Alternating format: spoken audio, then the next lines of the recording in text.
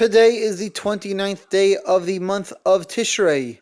We are beginning chapter 5, which discusses the cleanliness that's required of ourselves as well as the area that we are in order to study Torah or to pray.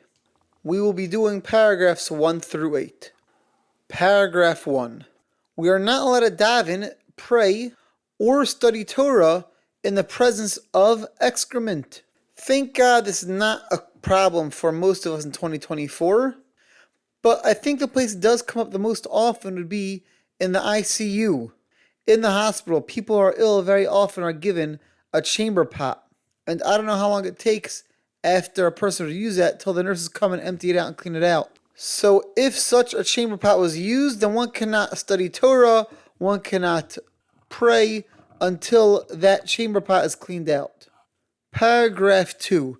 This applies whether there's excrement there or urine there. And it doesn't actually have to be removed to be able to pray or study Torah there. All it needs to be, it has to be covered, and there can't be any smell emanating from it. If those two conditions are met, then even though it's in the room, you're still able to pray and study Torah. Paragraph 3 is also not so practical for us, thank God. If somebody has excrement on their skin anywhere, they're not allowed to pray either. Again, the only practical case I could imagine is somebody who's ill and can't control their basic bodily functions. They would not be able to daven until they were cleaned up. Paragraph 4. Generally, you don't have to assume there's excrement or urine around preventing you from studying Torah or praying. However, if there's any reason for you to believe that there might be, you have to check out the room before praying or studying Torah. Again, the practical case I can think of this is if you're in the ICU or if you're visiting somebody in the ICU at least, and you see a chamber pot in the corner of the room over there, you got to make sure it's empty before praying or before studying Torah. One general thing to add to all this is whenever we can't study Torah, we can't even think about Torah. It's not just saying words of Torah that is prohibited, it's even thinking about Torah that is prohibited. Paragraph 5. What about a kid? This also would be a very practical case. There's a child in the room with a dirty diaper. Would that prevent you from praying or studying Torah? The answer is it depends on the age of the kid. Generally speaking, once the kid is starting to eat solid foods made out of grain, then their dirty diaper would be a problem. We generally assume any child that's of 1 year and up would create a problem for praying or studying Torah. And really, it's appropriate to not be around any dirty or diaper, regardless of the age of the child, when we're praying or studying Torah. Paragraph 6. Human excrement causes a problem even if it's not smelly for whatever reason. The fact that's there in the room creates an issue. This is true also of excrement from a cat. However, other animals will depend on if it smells or not. If there's excrement that's nearby, but for whatever reason doesn't smell, then it would not prevent a person from praying or from studying Torah. If it does smell, it would prevent a person from praying or studying Torah. Now, so far, we've been talking about excrement and urine specifically, but the truth of the matter is, if there's anything in the room which is giving off a foul odor, one is not supposed to be davening, praying over there, or studying Torah. Some examples that the Tishrei Aruch gives are if you have a carcass of an animal that's decaying nearby and is causing a foul odor. Nowadays, it's very common for people to be raising chickens in the backyard, so very often chicken coops are dirty, smelly places. You can't pray or study Torah nearby over there if you could smell the chicken coop, and so on and so forth. Paragraph 7.